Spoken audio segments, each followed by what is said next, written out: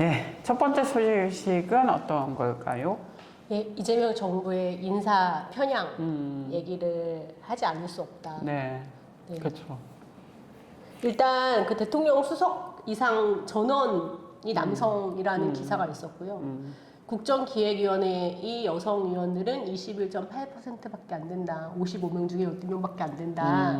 이런 기사가 나와서 그런 진보당의 홍성교 수석 대변인 같은 경우도 그렇고 이제 언론에서도 계속 지적하더라고. 성평등에 대한 그런 인사가 전혀 되고 있지 않다라는 것들은 뭐 한국일보, 경향신문, 뭐 그런 한겨레 이런 데서 꾸준히 좀 지적하고 있는 내용이어서 한번 우리도 얘기해봐야 되지 않을까.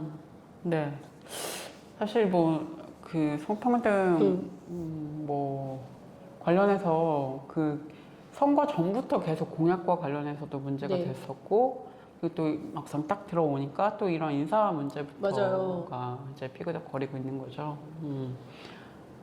그 여성과 남성을 왜 그렇게 가르냐라는 게 이재명 대통령의 큰 의문이었다고 저는 느꼈어요. 아니 왜 계속 왜 여자와, 그러니까 만약에 기자들이 여성 정책은 있습니까? 라고 질문하면 아 왜 여자와 남자를 그렇게 가릅니까? 라고 질문하셨던 장면들이 전 기억이 나는데 이러니까 그런 거다. 이러니까 그런 질문을 할 수밖에 없는 거예요. 왜 여성들이 뭐 특별히 뭔가 문제가 있는 것도 아니고 어떤 일부러 배제하는 것도 아닌데 그냥 자연스럽게 인선을 했다.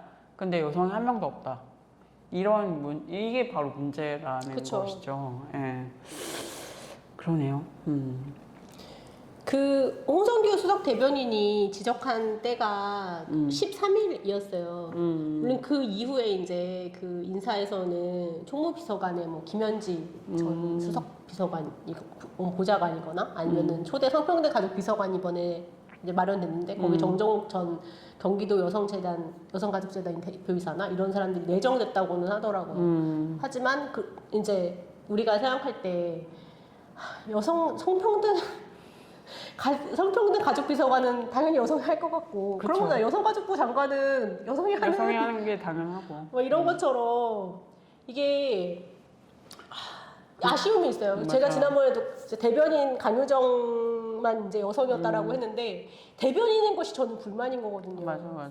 대변인이라고 하는 거는 우리가 얘기할 때 뭐 청와대 입 아니면 대통령실이 입이라고 얘기하듯이 그 사람들이 이제 생각하는 것들을 전달하는 사람인 거지 뭔가 정책을 뭐 자기가 기획해서 하는 사람이 아니기 때문에 그런 부분에서 이제 아쉽다고 얘기하는 거거든요.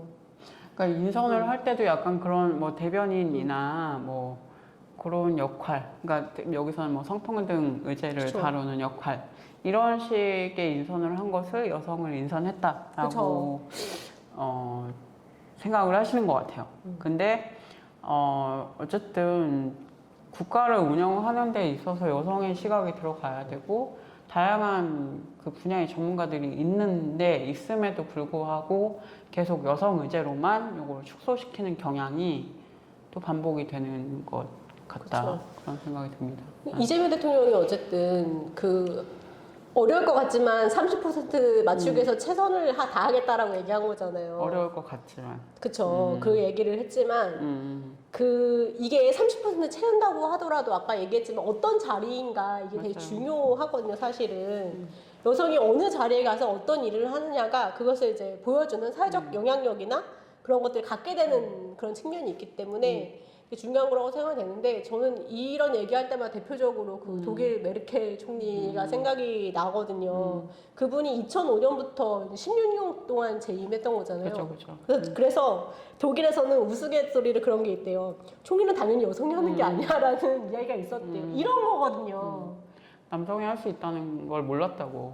어린 분들 그쵸. 같은 16년 한 거면 그렇게 계속 총리는 여자다라고 생각했죠. 그러니까 이런 효과가 있기 때문에 저희가 계속 그 30% 비율도 중요하고 당연히 맞춰야 되지만 어떤 자리인지도 계속 관심 가지면서 맞아요. 봐야 되는 부분인 것 같아요.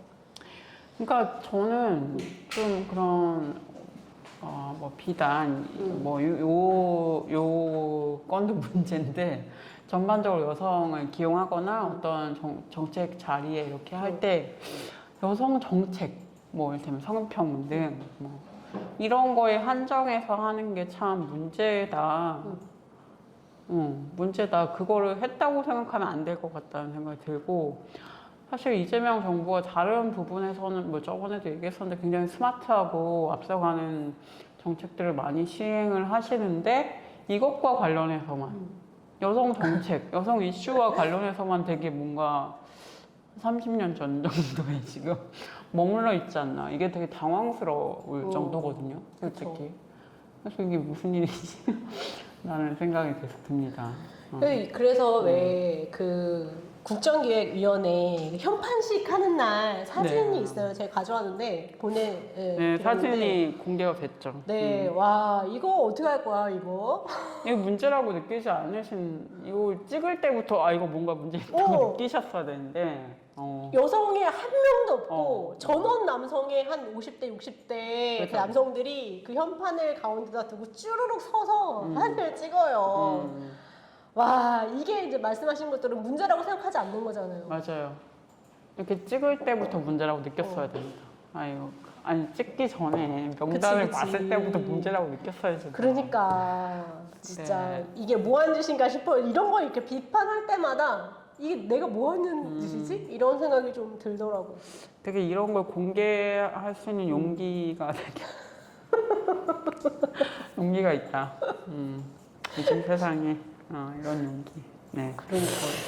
아, 저는 정치평론가들한테도 좀 불만이었어, 그래서. 그러니까 어떤 이야기가 됐냐면 정치평론가들이 시사방송에서 얘기할 때 어떤 이야기를 하냐면 그래도 이재명 정부에서 인사는 그래도 고르게 잘 되고 있는 것 같다는 얘기 되게 많이 했어요. 그러니까 폐양내지 않고 그래도 실용적으로 하는 것 같다.